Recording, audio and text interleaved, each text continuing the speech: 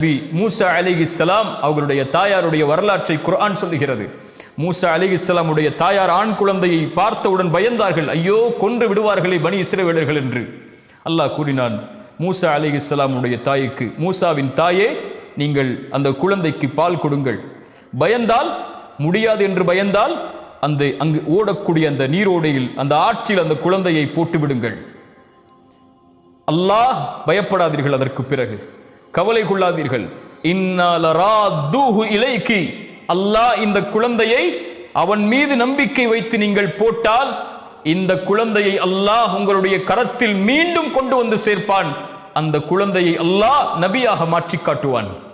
எந்த ஃபிரௌன் ஆண் குழந்தைகள் பிறந்தால் கரத்தால் அறுப்பானோ, அந்த ஃபிரௌனுடைய கரத்தாலே மூசாவுடைய தாயுடைய கரத்தில் அல்லாஹ் அந்த குழந்தையை கொடுக்க வைத்தான். அலைஸல்லாஹு பிகாஃபின் அப்தா, அடியானே, உனக்கு அல்லாஹ் ஒருவன் போதுமானவனாக இல்லையா?